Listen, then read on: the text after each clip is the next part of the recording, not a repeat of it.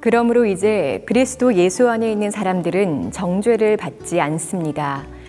이는 그리스도 예수 안에 있는 생명의 성령의 법이 죄와 죽음의 법에서 여러분을 해방했기 때문입니다. 율법이 육신으로 인해 연약해져서 할 수 없던 그 일을 하나님께서는 하셨습니다. 곧 하나님께서는 죄를 속량해 주시려고 자기 아들을 죄 있는 육신의 모습으로 보내셔서 육신 안에서 죄를 심판하셨습니다. 이는 육신을 따라 살지 않고 성령을 따라 사는 우리에게 율법의 요구가 이루어지게 하시려는 것입니다. 육신을 따라 사는 사람은 육신의 일을 생각하지만 성령을 따라 사는 사람은 성령의 일을 생각합니다. 육신의 생각은 죽음이지만 성령의 생각은 생명과 평안입니다. 육신의 생각은 하나님을 적대하는 것입니다. 그것은 하나님의 법에 복종하지 않을 뿐더러 복종할 수도 없습니다. 육신 안에 사는 사람들은 하나님을 기쁘시게 할 수 없습니다. 그러나 하나님의 영이 여러분 안에 거하시면 여러분은 육신에 있지 않고 성령 안에 있습니다. 누구든지 그리스도의 영이 없으면 그리스도의 사람이 아닙니다. 그러나 그리스도가 여러분 안에 계시다면 몸은 죄로 인해 죽으나 영은 의로 인해 살아 있습니다. 예수를 죽은 사람 가운데서 살리신 분의 영이 여러분 안에 거하시면 그리스도 예수를 죽은 사람 가운데서 살리신 분께서 여러분 안에 거하시는 자기 영으로 인해 여러분의 죽을 몸도 살리실 것입니다. 그러므로 형제들이여, 우리는 육신을 따라 살아야 하는 육신에 빚진 사람이 아닙니다. 만일 여러분이 육신을 따라 살면 반드시 죽을 것이지만 성령으로 몸의 행실을 죽이면 살 것입니다.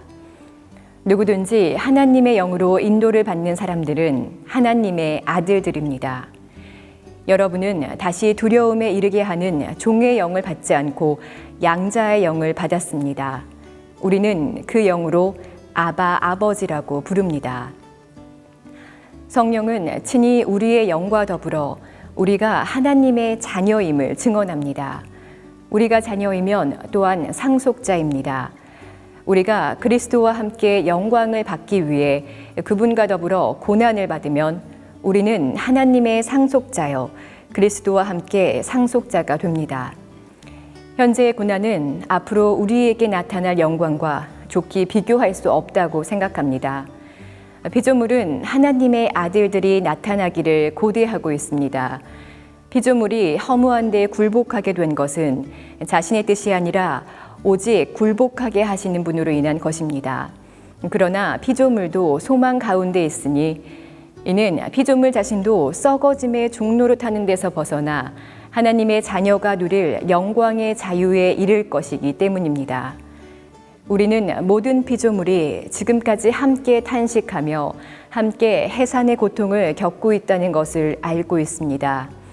그뿐 아니라 또한 성령의 첫 열매를 가진 우리조차도 속으로 탄식하며 양자됨, 곧 우리 몸의 구속을 기다리고 있습니다. 이는 우리가 이 소망 가운데 구원을 받았기 때문입니다. 그러나 눈에 보이는 소망은 소망이 아닙니다. 보이는 것을 누가 소망하겠습니까? 만일 우리가 보지 못하는 것을 소망한다면 참고 기다려야 합니다. 성령께서도 우리의 연약함을 도와주십니다. 우리는 마땅히 무엇을 기도해야 할지 알지 못하지만 오직 성령께서 친히 말로 할 수 없는 탄식으로 우리를 위해 간구하십니다. 마음을 살피시는 분께서 성령의 생각이 무엇인지 아십니다. 이는 성령께서 하나님의 뜻을 따라 성도를 위해 간구하시기 때문입니다. 우리는 하나님을 사랑하는 사람들, 곧 그분의 뜻을 따라 부르심을 받은 사람들에게는 모든 것이 합력해 선을 이루는 줄을 압니다. 하나님께서는 미리 하신 사람들을 자기 아들의 형상을 닮게 하시려고 또한 미리 정하셨습니다. 이는 그 아들이 많은 형제들 가운데 맏아들이 되게 하시기 위함입니다. 하나님께서는 미리 정하신 그들을 또한 부르시고 부르신 그들을 또한 의롭다 하시고 의롭다 하신 그들을 또한 영화롭게 하셨습니다. 그러면 이 일에 대해 우리가 무슨 말을 하겠습니까? 하나님께서 우리를 위하시면 누가 우리를 대적하겠습니까? 자기 아들을 아끼지 않으시고 우리 모두를 위해 내어주신 분께서 어떻게 아들과 함께 모든 것을 우리에게 은혜로 주지 않으시겠습니까? 누가 하나님께서 택하신 자들을 고소할 수 있겠습니까? 의롭다고 인정하신 분은 하나님이십니다. 누가 정죄하겠습니까? 죽었을 뿐 아니라 살리심을 받으신 분은 그리스도 예수입니다. 그분은 하나님 오른편에 계시며 우리를 위해 간구하십니다. 누가 우리를 그리스도의 사랑에서 끊을 수 있겠습니까?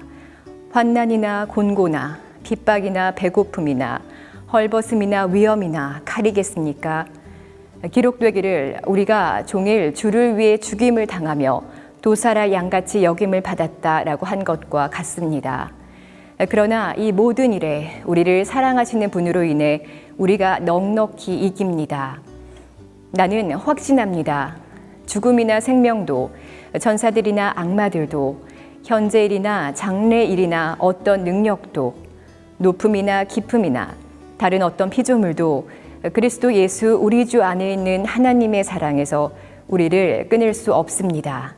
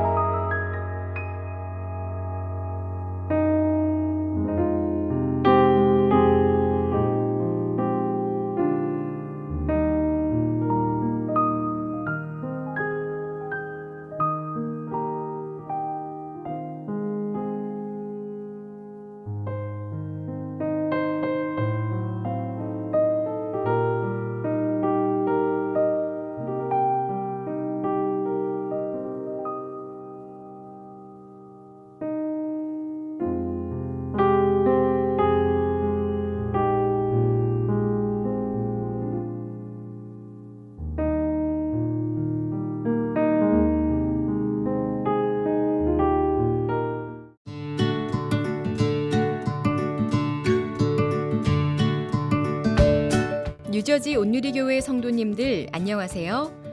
뉴저지 온누리교회 온라인 예배 관련 안내사항을 말씀드립니다. 하나, 다른 예배같이 동일하게 올바른 자세로 예배를 드려주세요.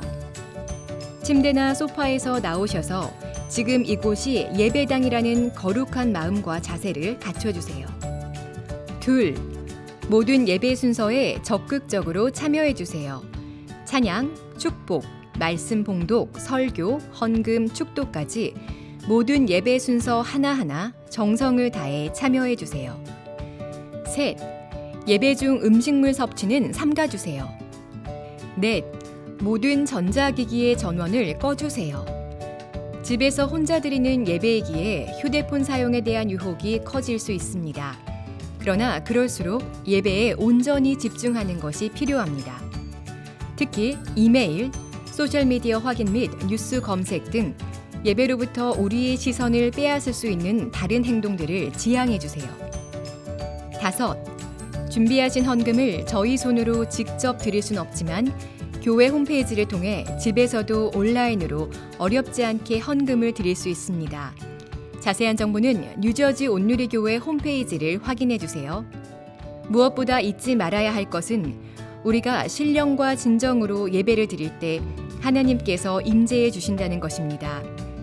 어떤 상황에서도 전심을 다해 드리는 우리의 예배를 통해 주님의 신실하심과 선하심을 세상에 선포하는 뉴저지 온누리교회 성도님들이 되시길 축복합니다.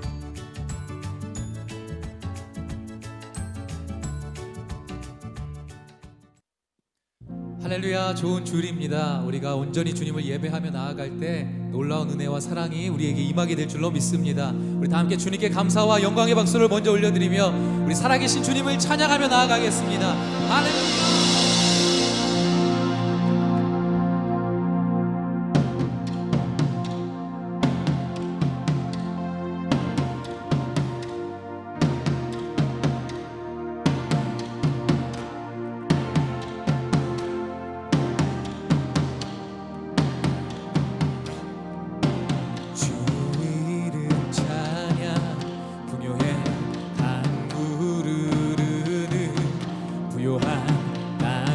살 때에 주님 찬양해.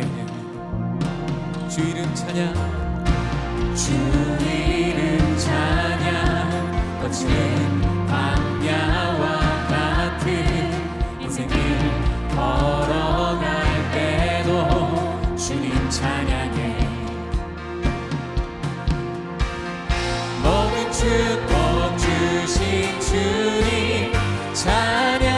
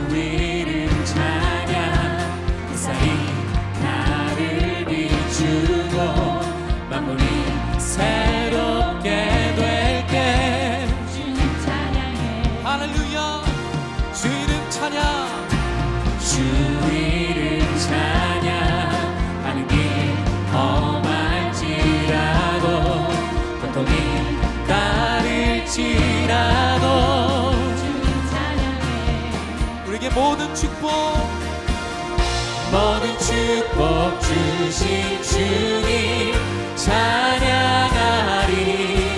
어두운 날이 다가와도 나를 지키리. 주의 이름을 찬양해. 주의 이름을 찬양해. 영화로운 주 이름, 주 이름을 찬양해. 찬양해.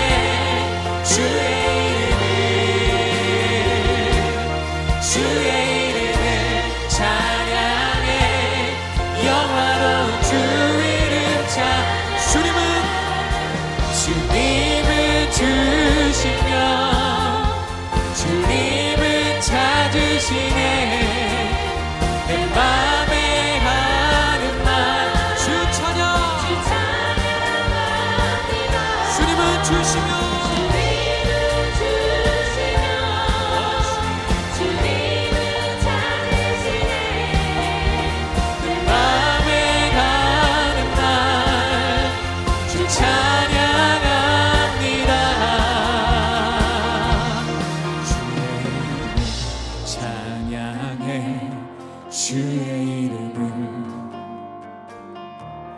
주의 이름을 찬양해 영화로운 주 이름 찬양 주의 이름을 찬양해 주의 이름을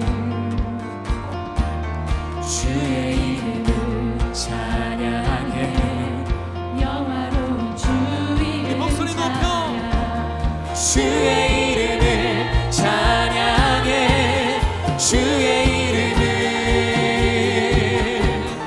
주의 이름을 찬양해 영화로운 주 이름 우리 한 번 더 주의 이름을 찬양해 주의 이름을 찬양해 영화로운 주 이름 찬양 선포하며 주님은 주시며 주님은 찾으시네 내 맘에 가는 말 주 찬양아 주님은 주시며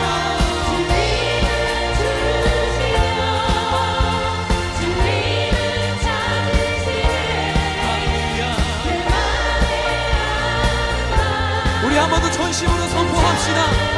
주님은 주시며 주님은 주시며 주님은 찾으시네 내 맘에 가는 말 주 찬양합니다.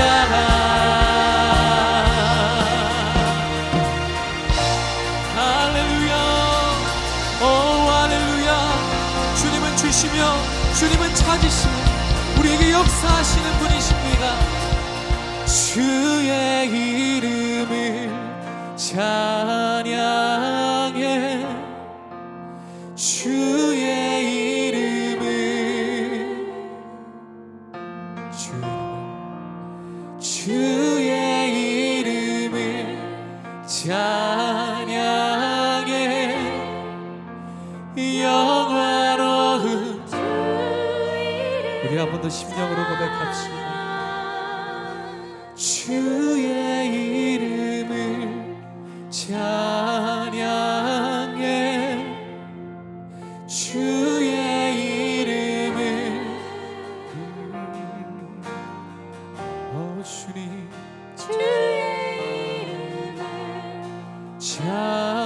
찬양해 영화로운 주 이름 찬양 할렐루야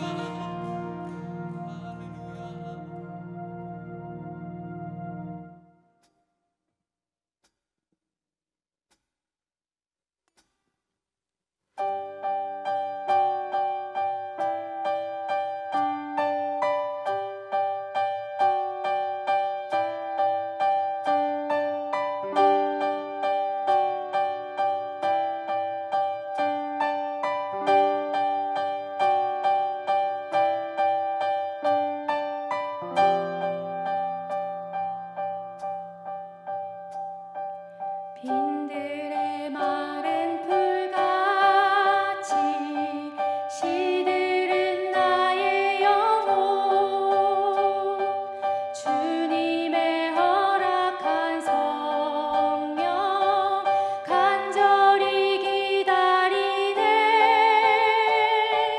가물어 메마른 땅에 단비를 내리시듯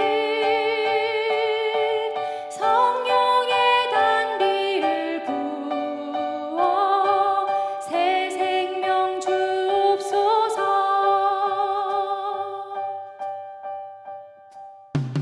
빈들의 마른 풀같이 시들은 나의 영혼 주님의 허락한 성령 간절히 기다리네 가물어 메마른 땅에 단비를 내리시리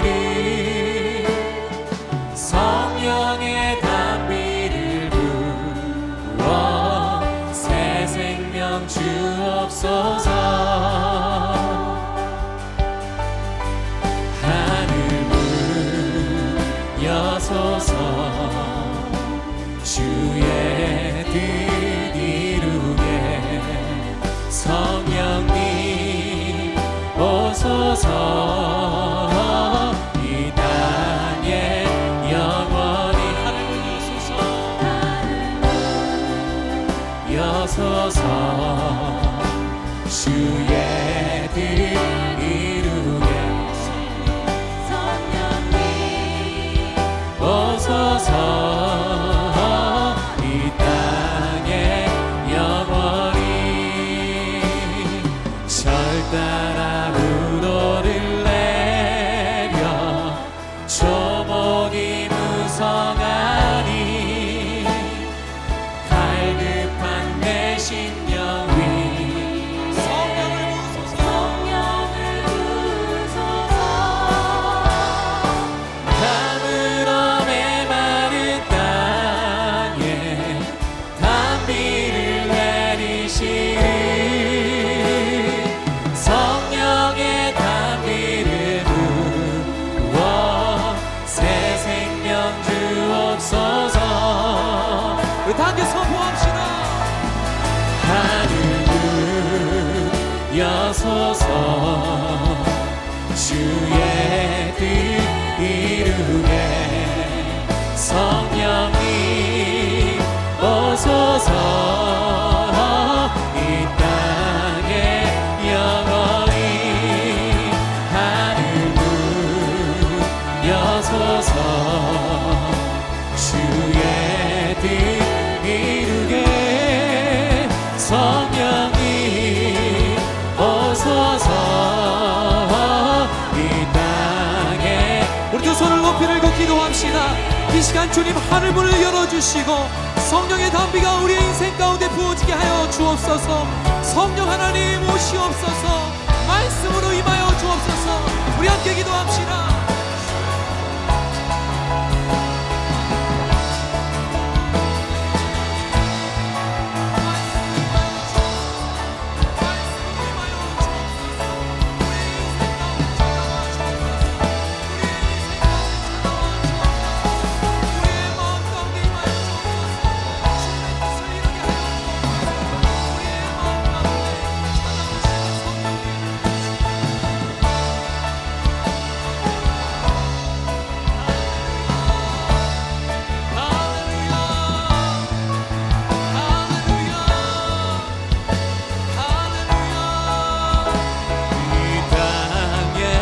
영원히 하늘문 여소서 주의 뜻 이루게 성령님 오소서 우리도 간절함으로 주님 나아갑시다.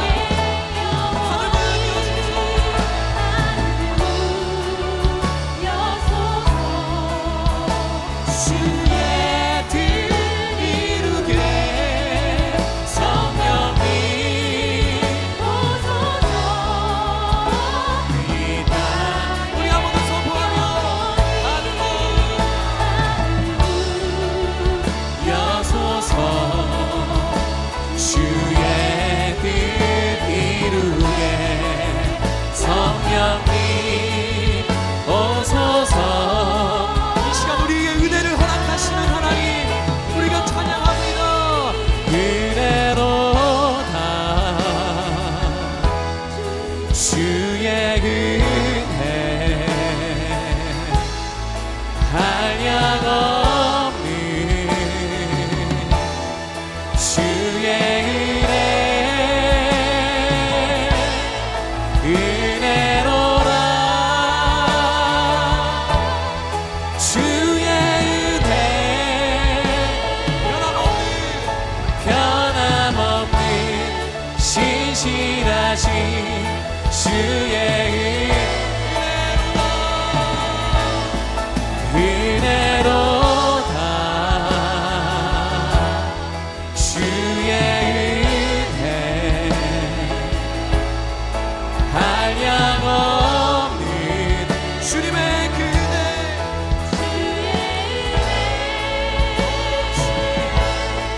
은혜로다 주의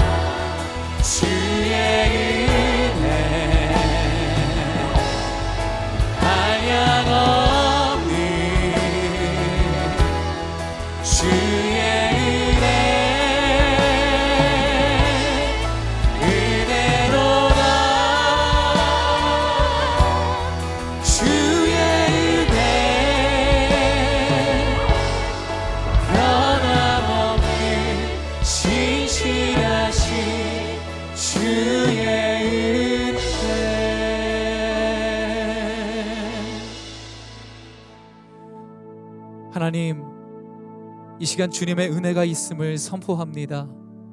성령님 우리 가운데 오셔서 그 은혜를 알게 하여 주시고 깨닫게 하여 주시며 그 은혜를 우리만 누리는 것이 아니라 복음의 빚진 자로서 세상을 향하여 그 은혜를 선포하는 우리 모두가 되게 하여 주옵소서.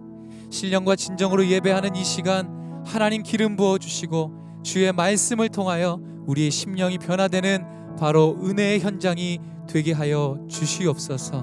감사드리며 예수 그리스도 이름으로 기도하였습니다. 아멘.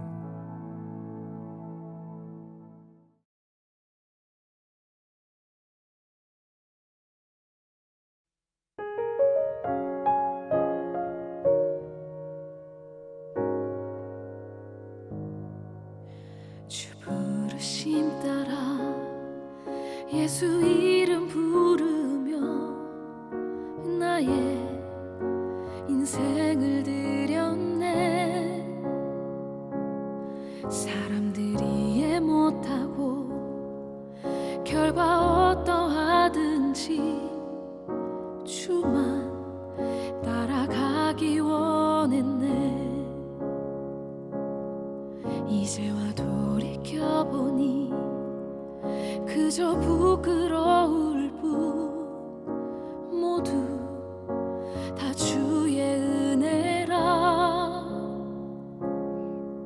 벼랑 끝에 선 나를 주의 손이 이끌어 여기까지 인도하셨네. 하나님 사랑 날 떠나지 않고 끝까지 사랑하셨기에 오직 예수와 십자가만 바라보면서 나의 생명도 아낌없이 드리기 원했네.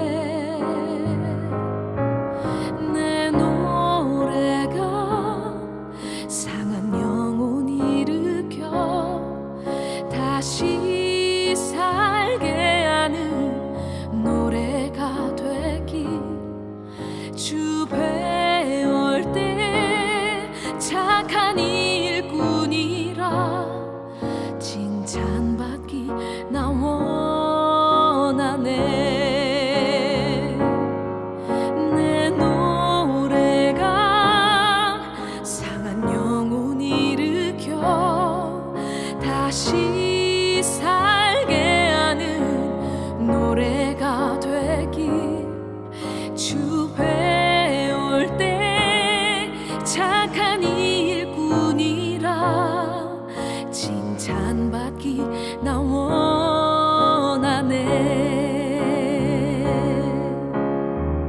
눈물로 복음을 씨 뿌려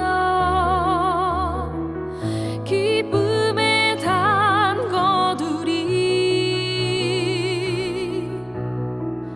하늘의 미랄처럼 죽어 다시 살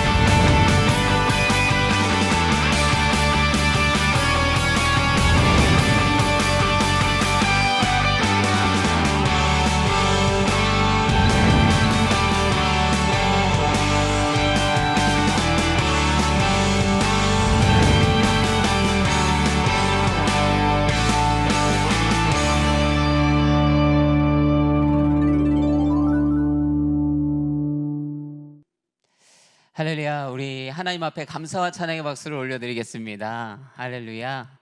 아멘. 네, 오늘도 이 예배에서 함께 주를 찬양함이 기쁨이고요. 함께 은혜를 나눌 수 있는 것도 참 주의 축복이며 은혜이다 이렇게 생각합니다. 몇 가지 광고의 말씀을 함께 전해드리기를 원합니다.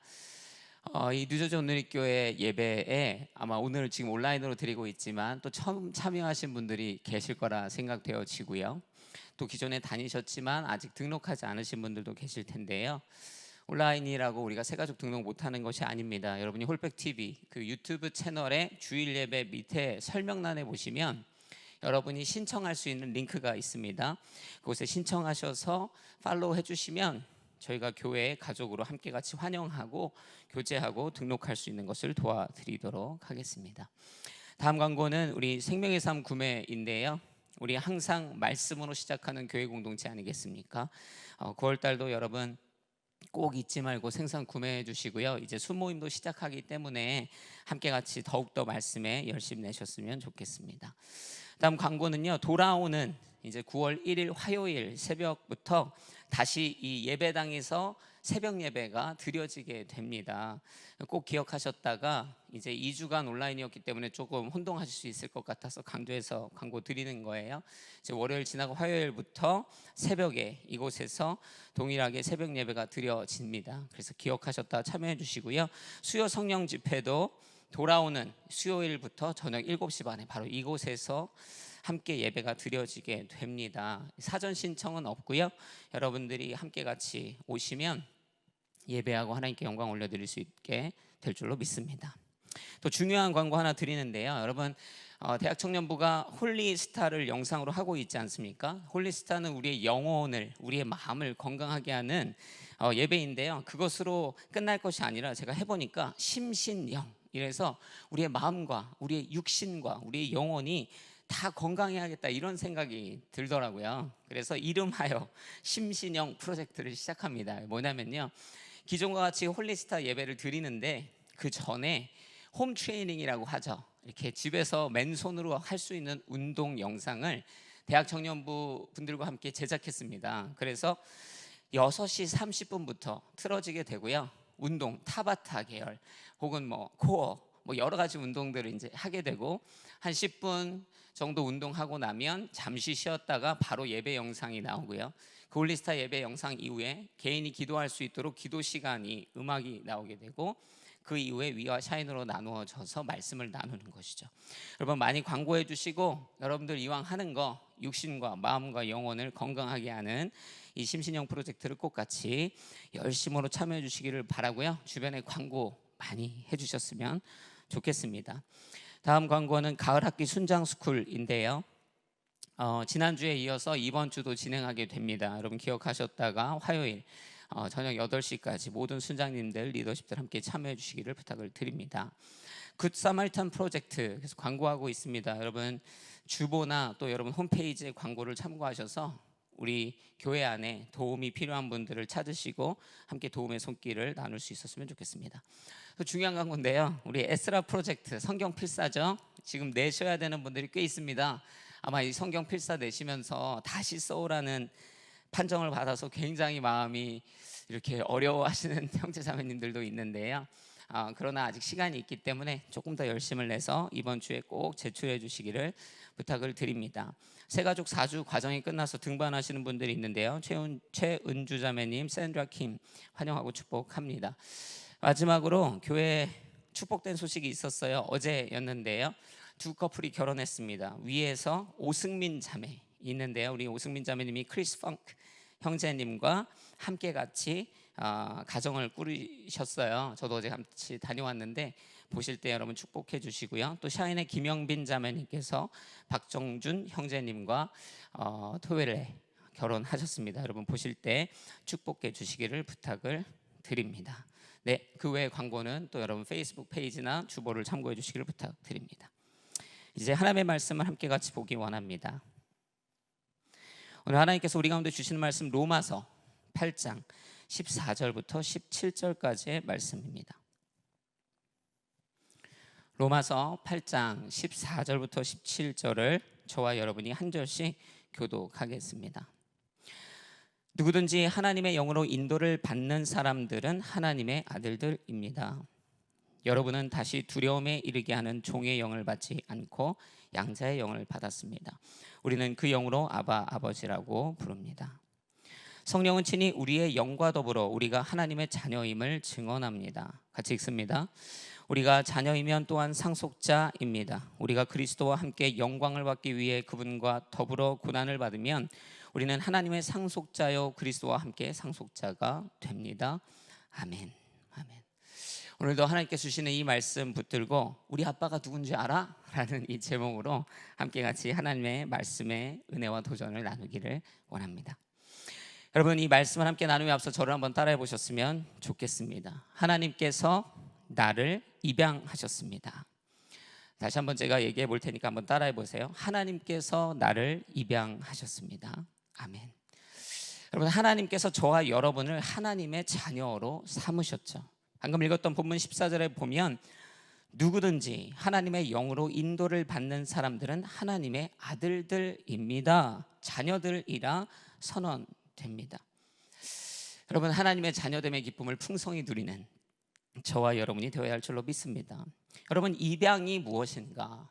여러분, 입양은 생각해 보면 또 표면적으로 일반적으로 자녀가 없는 가정에 어떠한 자녀를 입양하여서 가정의 일원으로 맞아들이는 것이죠. 물론 자녀가 있어도 사랑의 마음으로, 베푸는 마음으로, 또 살리는 마음으로, 또 다른 자녀들을, 고아된 자들을 입양하여 가족의 일원으로 마주하는 경우도 많습니다.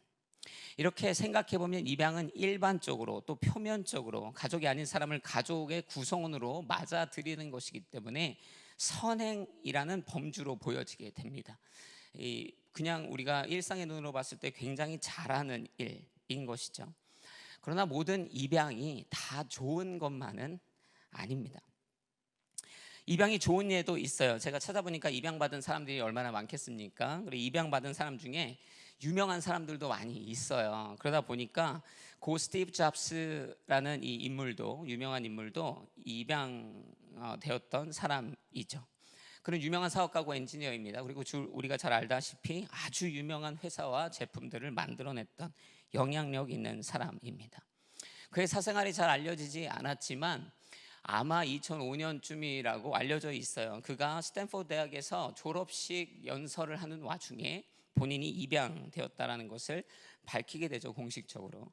많은 사람들이 고 스티브 잡스가 금수저라고 생각했었지만 실상은 그렇지 않았던 것이죠. 그러나 스티브 잡스는 자신을 길러준 부모를 친부모라고 이야기하죠. 그리고 누군가가 그 입양해서 자기를 키워주신 부모에 대해서 친부모가 아니라는 식으로 말하면 굉장히 극대노 분노했던 것을 우리는 전해 들어서 알고 있습니다. 왜냐하면 그 부모가 그 고 스티브 잡스가 성장하는 과정에 있어서 헌신적인 사랑, 후원, 열심히 정말로 섬겨주었기 때문에 잘 길러준 것이죠. 스티브 잡스가 이루어냈던 그런 성장을 이뤄내는 귀한 사람으로서 성장할 수 있었다라는 것이에요. 이 입양이 스티브 잡스에게 굉장히 긍정적인 영향을 미친 것입니다. 이와 같이 그 표면적 의미도 그렇고 실제적 의미도 그렇고 굉장히 선한 입양들이 있어요. 그러나 앞서 말한 것처럼 꼭 그런 입양만 있는 것은 아닙니다. 아이를 입양했는데요, 막 뉴스 가끔 보면 도대체 왜 입양을 하는 거야? 저렇게 하려면 하는 그런 입양들도 있습니다. 입양을 굳이 했는데 아이를 학대하는 것이에요. 아이를 막 때립니다. 아이를 굶깁니다. 아이들을 차별해요. 도대체 왜 그러는지. 심지어는 그 아이들을 유린합니다. 자신들의 노동의 레이버로 사용하기도 합니다. 왜 이렇게 괴롭히는 사람들이 있는지, 그렇게 입양한 아이를 결국에는 파양하는, 혹은 아무도 모르게 버려버리기까지 하는 그러한 극악무도한 사람들도 있습니다. 또 누군가는 아이를 입양해요. 그런데 그 입양에 다른 목적이 있는 사람들도 있습니다. 이 고아를 입양함으로 내가 집을 얻을 수 있고, 회사를 얻을 수 있고, 재정을 얻을 수 있고, 타이틀을 얻을 수 있고, 이 아이만 내가 법적으로 입양하면 내가 얻을 수 있는 이익이 있다라는 판단하에 입양을 하는 사람들도 있습니다. 그래서 입양이라고 무조건 다 좋은 것은 아니라는 것이에요. 그래서 입양을 생각할 때 이 입양이라는 형식보다 중요한 것이 있어요. 그것은 이 입양을 누가 왜 하는가입니다. 그것이 중요해요.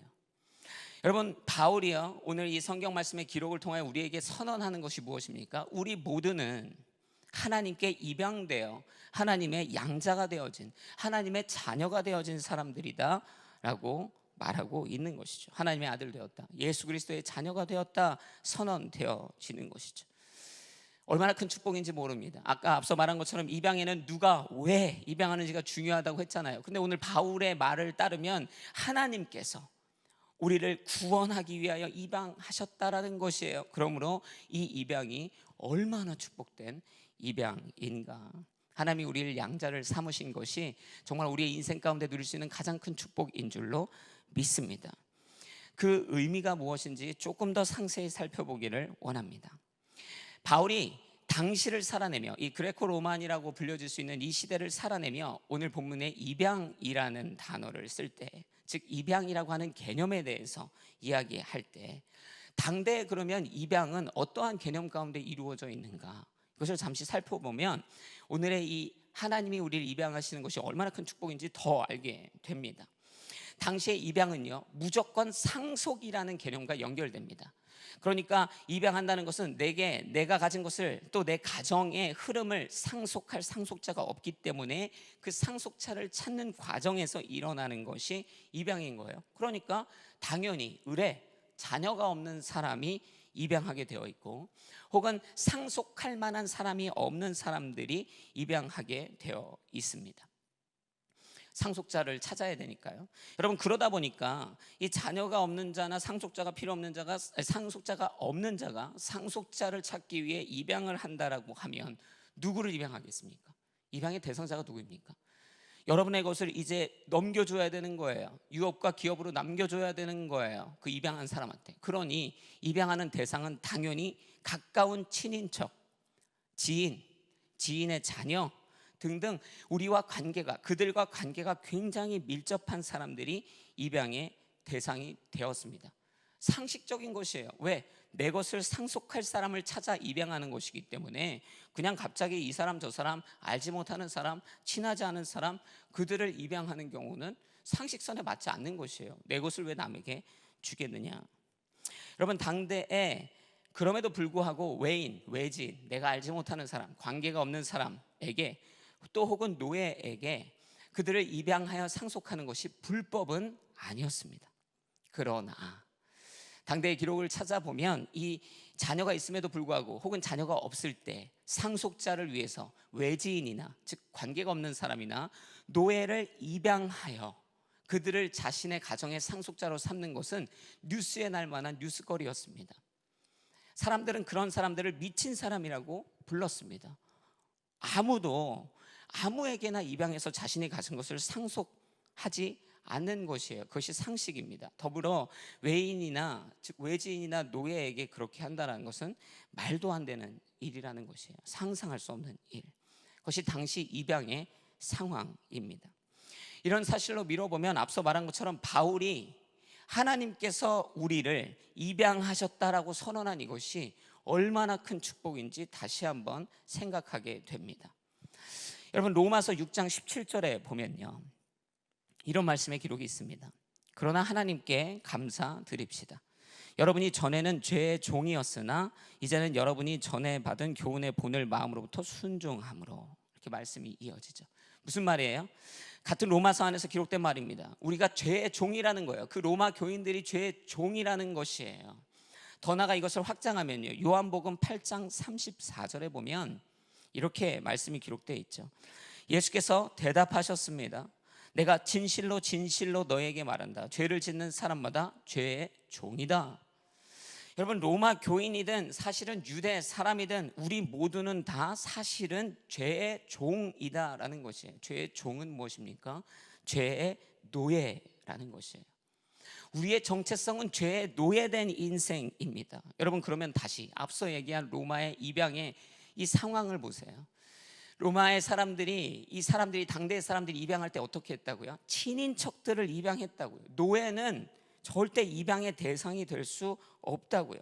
그런데 오늘 이 본문을 통해서 우리가 알다시피 노예의 인생일 수밖에 없는 로마 교인들뿐만 아니라 우리 모두를 하나님께서는 입양하셨다라는 것이에요.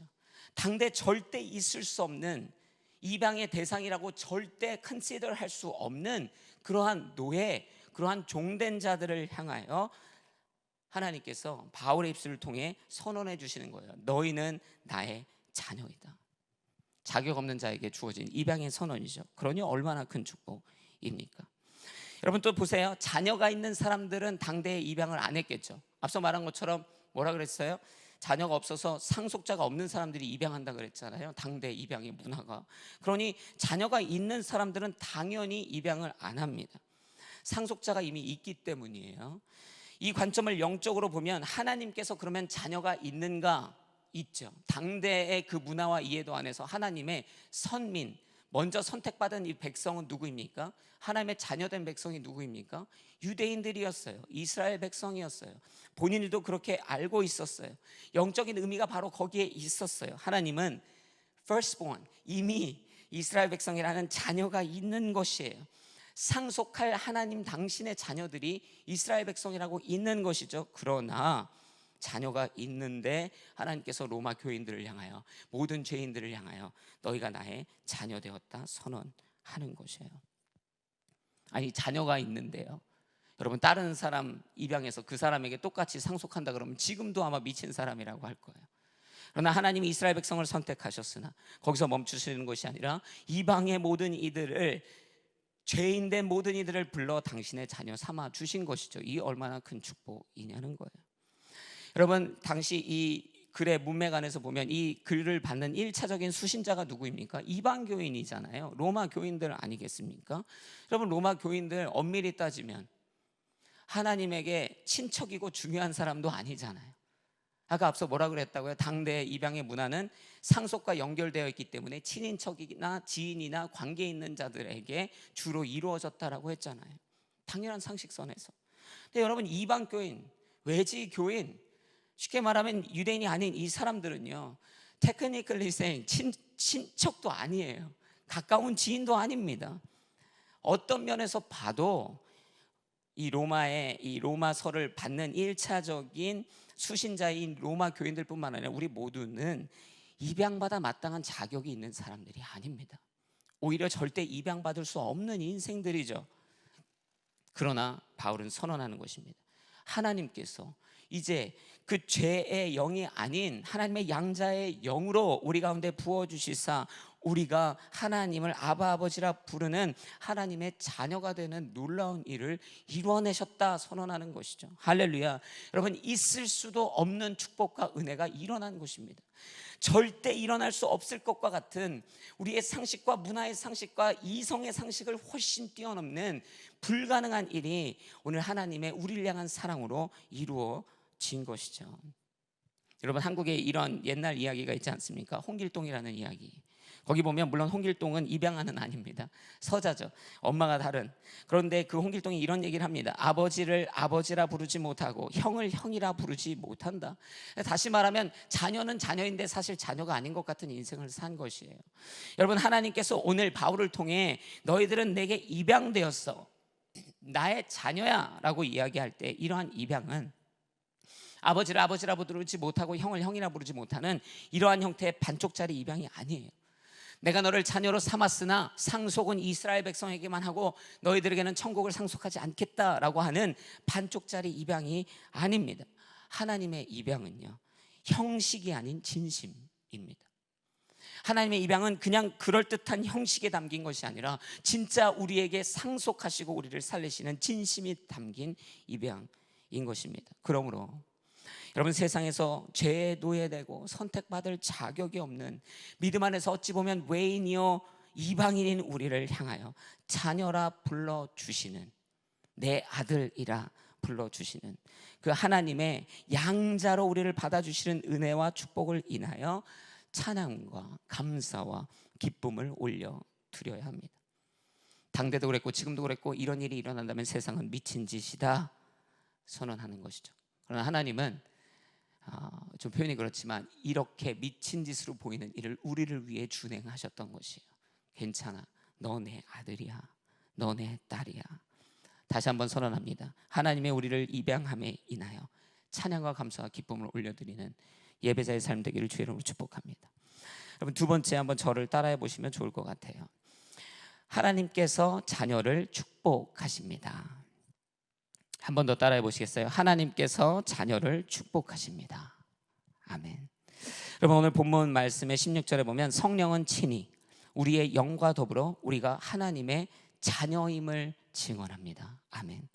이미 앞서 말한 것처럼 자격이 없는 우리에게 하나님이 자녀라는 부르심을 주셨고 은혜와 축복을 주셨습니다.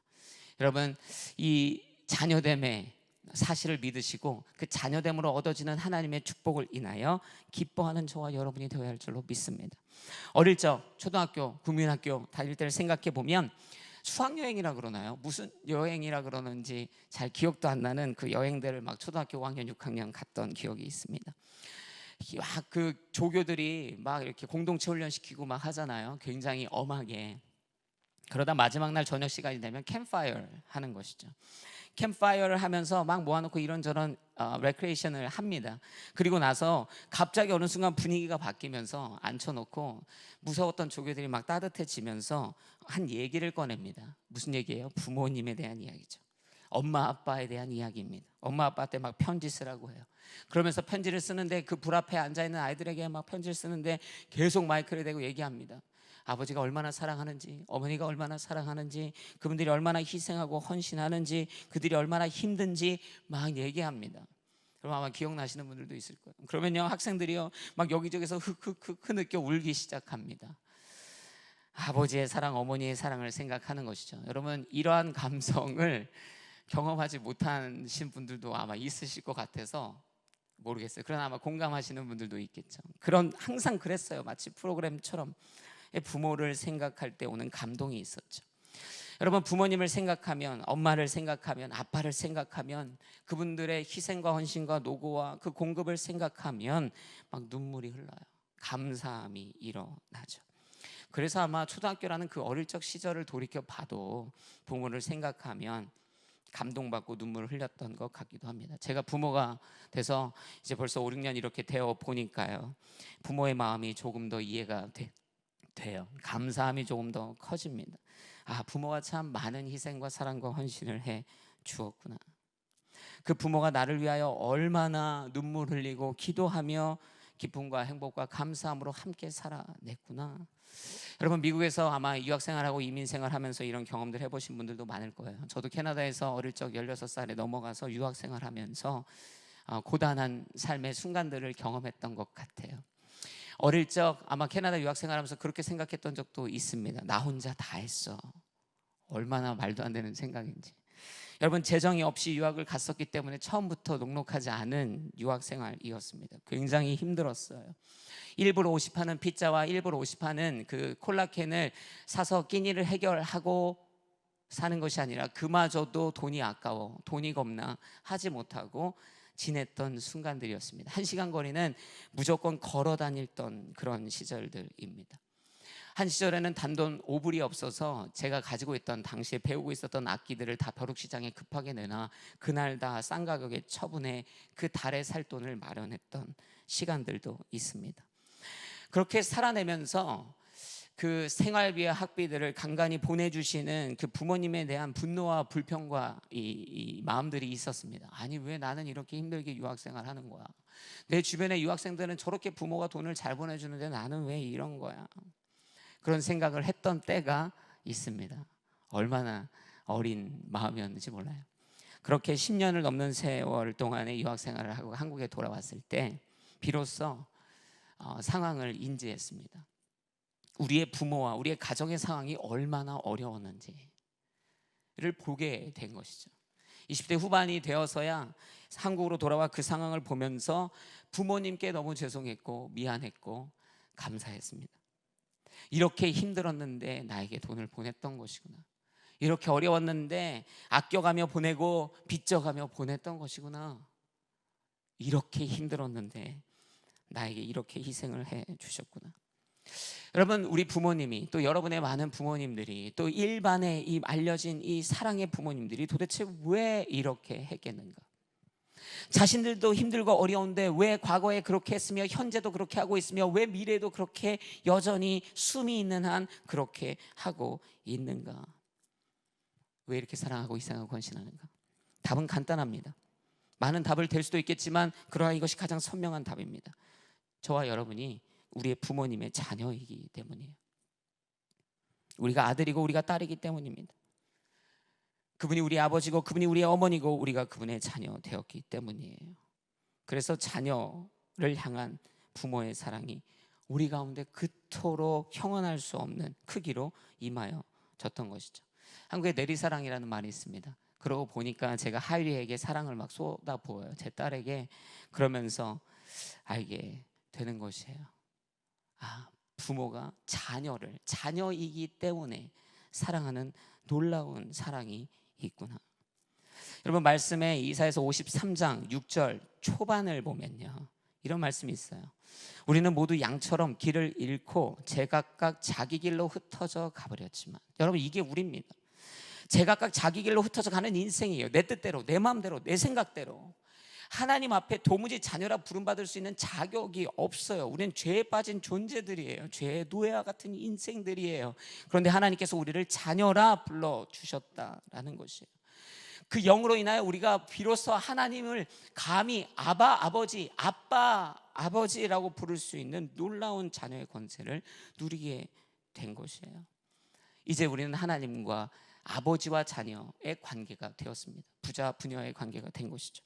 그러면 하나님의 자녀 되었기 때문에 누리는 축복이 무엇입니까?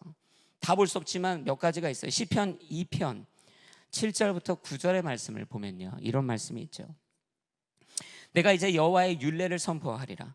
그분께서 내게 말씀하셨도다. 너는 내 아들이다. 내가 오늘 너를 낳았도다. 내게 구하여라. 그러면 내가 이방 민족들을 내게 기업으로 주어 온 세상이 내 소유가 되게 하리라. 너는 그들을 새 지팡이로 다스리며 토기장이가 자기 그릇을 부숴 버리듯 그들을 부수리라. 아멘. 여러분, 하나님께서 그 다윗을 자신의 아들로 선언하시며, 즉 하나님께서 오늘날 저와 여러분을 믿는 모든 사람들을 당신의 자녀로 선언하시며 주시는 축복은 내게 구하여라. 그러면 내가 너에게 줄 것이며 너의 소유가 되게 할 것이며 너를 보호하고 너를 승리하며 너로 풍성케 할 것이다.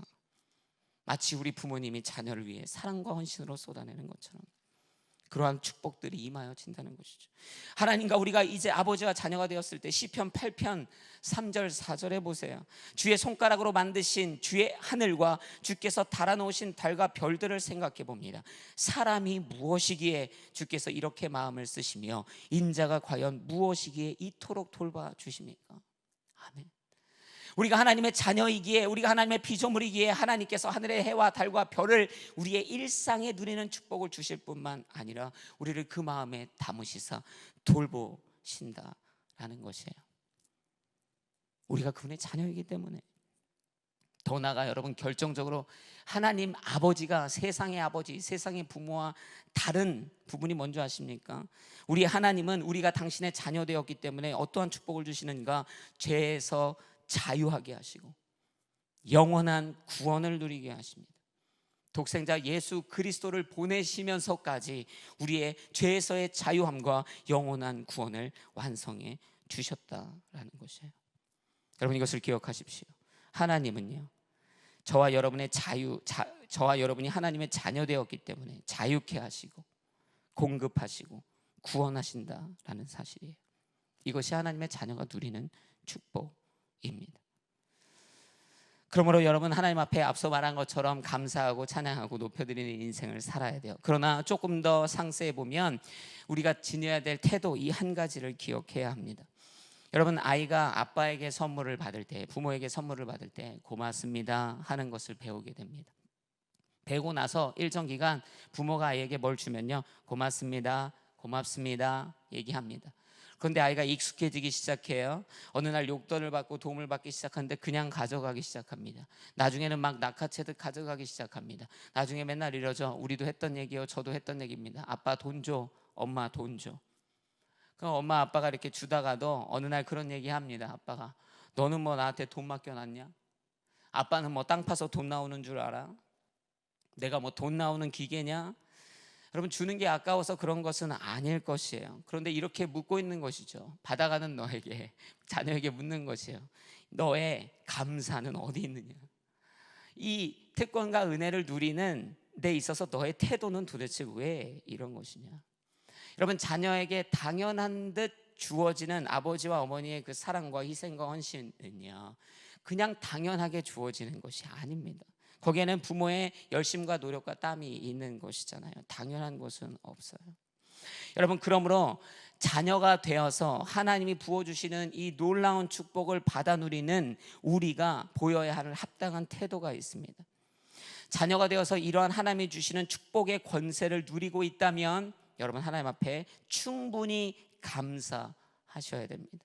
그분께 인정하고 찬양하고 갚아드리는 것이죠.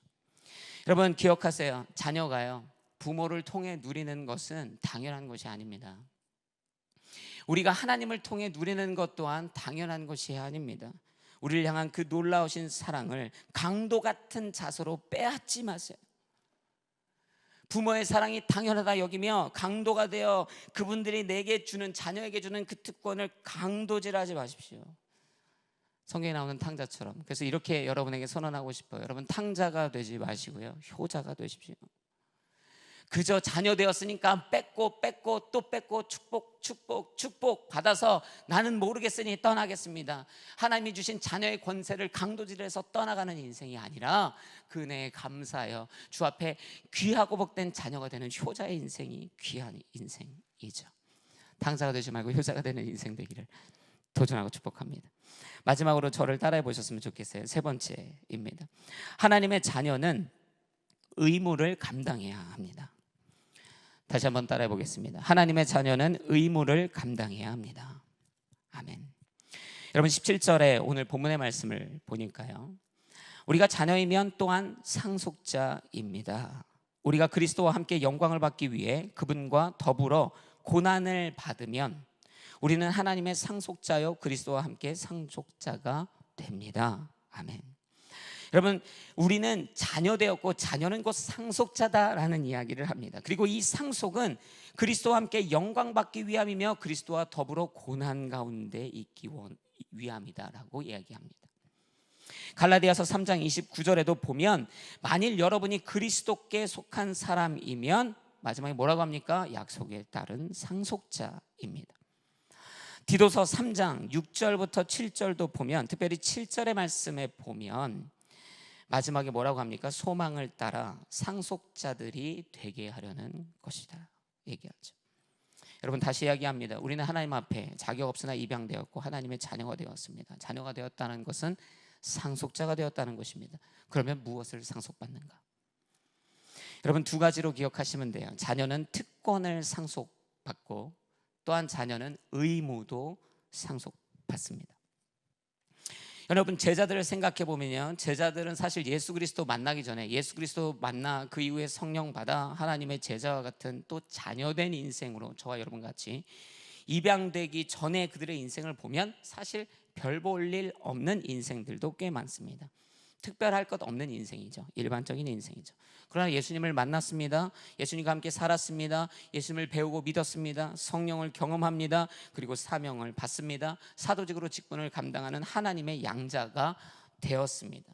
특별한 자가 된 것이죠.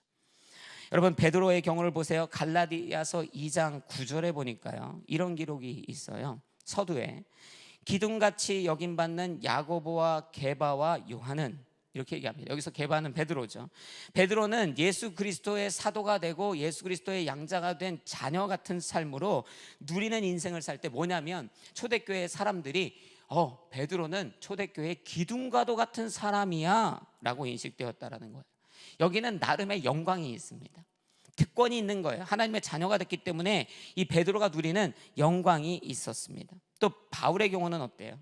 사도행전 14장 11절에 보면요, 사람들은 바울이 한 일을 보고 루가오니아말로 소리 질렀습니다. 신들이 사람의 모습으로 우리에게 내려오셨다. 여러분, 바울도 마찬가지로 베드로처럼 하나님의 사도 되고 하나님의 자녀 된 자입니다. 그런데 그의 행함이 바울의 능력은 아니에요. 예수 그리스도로 성령으로 인한 그의 사도에 행해지는 이 능력이 너무나 위대해서 사람들이 보고 신이다 얘기할 정도였어요. 자녀된 자의 누리는 영광 같은, 자녀된 자가 누리는 특권이 있습니다. 하나님의 사도가 되었고 자녀가 되어 누리는 특권이 있는 것이에요. 사명의 영광이 있는 것이에요. 여러분, 그러나 바울과 베드로가 이러한 자녀됨으로 인하여 누려지는 사도의 특권과 능력과 이 영광만을 누렸는가, 상속받았는가? 아닙니다. 그에 못지않게 우리는 성경의 기록을 통해 이미 알고 있어요. 그들이 십자가의 고난도 같이 상속받았다라는 거지. 그들이 맞고 갇히고 수치를 당하고 욕을 먹고 결국에는 죽임을 당하는 그리스도의 고난도 상속받은 인물이 되었다는 것이에요. 골로새서 1장 24절에 보면 바울이 얘기합니다. 이제 나는 여러분을 위해 받은 고난을 기뻐하며 그리스도의 남은 고난을 그분의 몸된 교회를 위해 내 육체에 채웁니다. 무슨 말인지 아시겠죠?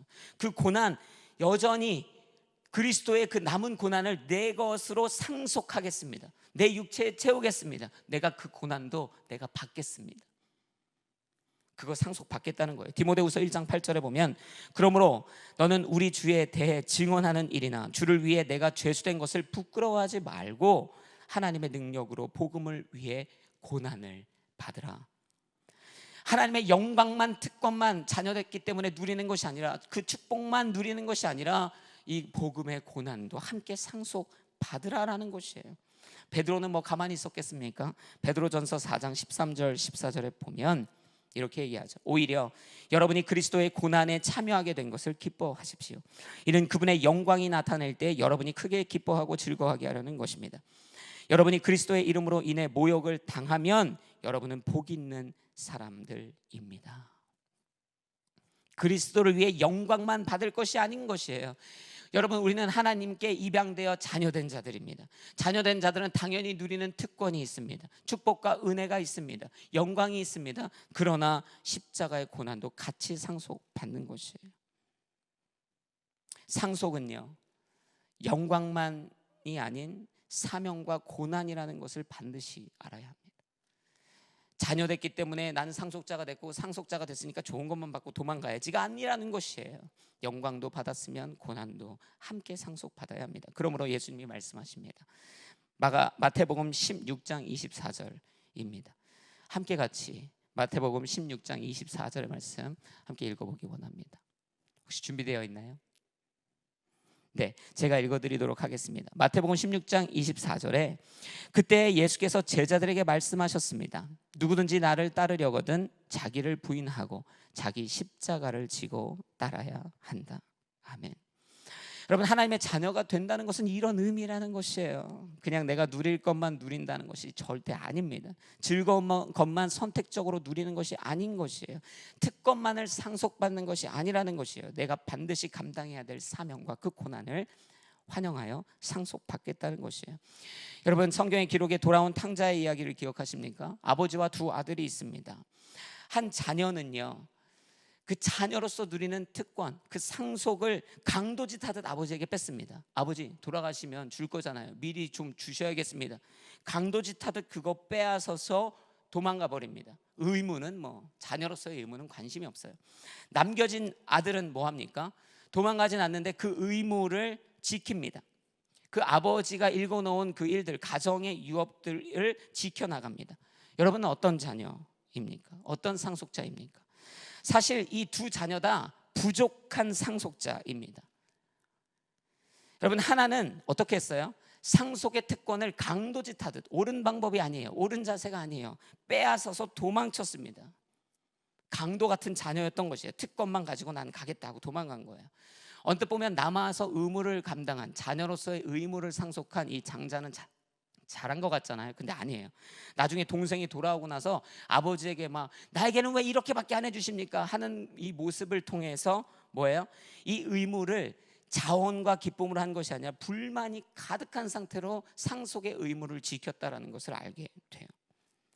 자녀들은 맞았는데요, 특권도 강도처럼 취하고 의무는 제대로 지키지 않았던 자들이 바로 이 도람 탕자 이야기에 나오는 두 명의 아들입니다. 부족한 자녀의 모습이죠. 그래서 우리는 이 이야기에서 온전한 하나님의 입양되어서 양자된 하나님의 아들, 딸 된 우리가 자녀로서 지켜야 될 모습을 보는 거예요. 자녀의 특권은 건강하게 누려야 되고요. 또한 자녀의 의무는 그러므로 기쁨과 열심, 성실로 감당해야 됩니다. 이것을 다 특권도 건강하게 강도짓 하는 것이 아니라, 그죠? 의무도 기쁨과 열심과 성실로 감당할 때 비로소 그게 진짜 자녀인 것이에요. 하나님은 우리를 놀라운 은혜로 자녀 삼아 주셨는데요. 막상 우리는 자녀 돼서 그 자녀로서의 온전한 삶을 취하지 못한다면 얼마나 부끄러운 얘기입니까? 그래서 여러분 기억하세요. 하나님의 자녀라면 오병이어의 영광에도 동참하지만 십자가의 골고다 고난에도 동참해야 한다는 것이에요. 오병이어 막 내가 음식 나눠줬어, 내가 2만 명을 먹인 거야. 그 얼마나 영광스러운 순간입니까? 물고기 2마리와 떡 5개로 이 많은 사람들을 먹였다. 이 기적의 현장에 내가 있었을 뿐만 아니라 내가 그것을 나눠줬던, 그것을 동참했던 인물이야. 얼마나 영광스럽습니까? 사람들은 다 거기에는 참여하기 원해요. 그 영광을 나누는 것, 그 자녀의 특권은 참여하기 원해요. 그러나 십자가 지고 올라가려고 할 때 제자들 다 도망가죠. 십자가 고난은 상속받고 싶어 하지 않는다는 것이에요. 그러나 자녀라면 영광과 고난을 함께 상속받아야 한다라는 것이에요. 여러분, 하나님의 축복으로 인하여 자녀 되었습니다. 할렐루야. 그러므로 하나님께서 주시는 이 영광과 이 의무를 감당해야 돼요. 말씀을 마무리하겠습니다. 여러분, 오늘 제목이 뭐예요? 우리 아빠가 누군지 알아? 네. 여러분, 우리 아버지가 누구입니까? 하나님 아버지인 거예요. 우리는 그분의 자녀 될 자격이 없었으나 정말로 일어날 수 없는 일이나 하나님의 크신 사랑은 우리를 추적하여 우리를 당신의 아들로 딸로 만들어 주신 거예요. 우리는 하나님의 자녀가 되었습니다. 우리 아빠는 하나님인 거예요. 그러므로 우리 하나님 아버지 앞에 감사하는 인생.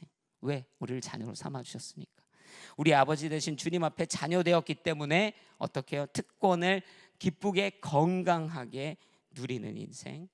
마지막으로 자녀 되었기 때문에 의무, 즉 그 십자가의 고난마저도 성실히 감당하는 자녀, 그런 상속자 되어야 할 줄로 믿습니다. 오늘도 우리의 아버지 되신 주님으로 인하여 감사하고 특권과 의무를 온전히 행하며 살아가는 저와 여러분이 되어야 할 줄로 믿습니다. 기도하겠습니다. 사랑해 주님 감사합니다. 오늘도 주께서 우리 가운데 주신 말씀 붙들고 나아갑니다. 우리는 죄된 자요, 죄의 종된 자요, 살 수 없는 자였으나, 고아된 자였으나, 흩어진 자들이었으나 주 예수의 사랑으로 주께서 우리를 불러주시고 있을 수 없는 그 일로 하나님께서 우리를 당신의 자녀로 입양하셨으니, 만들어 주셨으니 그로 인하여 감사하고 기뻐하고 찬양하는 삶을 살게 하여 주옵소서. 하나님, 그 자녀됨이라는 것은 곧 주께서 우리 가운데 주시는 놀라운 구원의 축복, 정죄함에서의 자유의 축복을 누리는 것이니, 그것을 갈취하는 자 아니요 축복을 갈취하는 인생이 아닌 특권을 기쁘게 누리는 인생, 옳은 방법으로 누리는 인생 되게 하시고, 무엇보다 그 자녀됨으로 인하여 십자가의 고난에 동참하는 자녀의 의무를 성실히 감당하는 믿음의 자녀 되게 하여 주옵소서. 모든 영광을 주님 앞에 올려드리며 예수 그리스도의 이름으로 기도드렸습니다. 아멘. 다 같이 자리에서 일어나셔서 함께 같이 봉헌 찬양으로 주 앞에 올려드리겠습니다. 내게 허락하신 시련을 통해 나의 믿음 더욱 강하게 자라나고,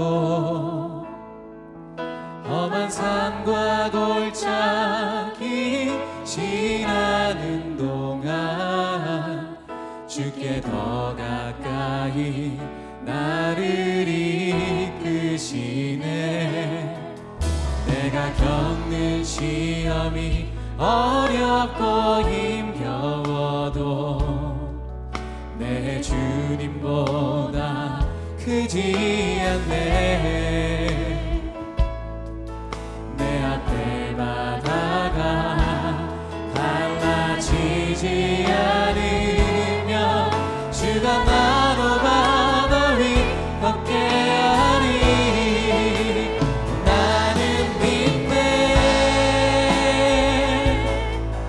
주의 능력으로 내 삶 새롭게 되리.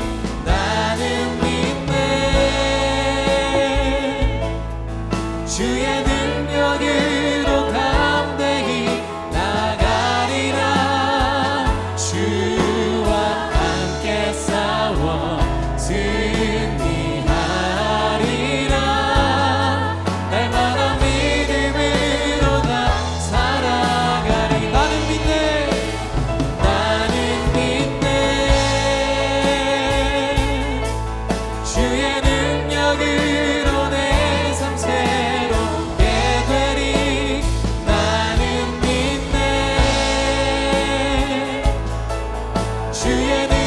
영광으로 담대히 나가리라. 주와 함께 싸워 승리하리라. 날마다 믿음으로 나 살아가리. 사랑의 주님 감사합니다. 주님 앞에 우리가 감사함으로 우리 아버지 되신 주님 앞에 우리가 받은 것으로 주께 올려드리니 하나님의 나라와 뜻을 위하여 거룩하게 구분하시고 사용하여 주옵소서. 지금 우리 주 예수 그리스도의 은혜와 하나님 아버지의 크신 사랑과 성령님의 교통 역사하심이 오늘 우리의 아버지 되시는 주님으로 인하여 감사하고 주의 부르신 그 주시는 특권과 그 의무 앞에 그것을 감당하기로 결정하는 사랑하는 뉴저존일교회 모든 홀리 임팩트 모든 성도님들 머리 위에 이들의 가정과 학업과 일터와 공동체 위에 이제로부터 영원토록 함께 계시기를 간절히 축원하옵나이다. 아멘.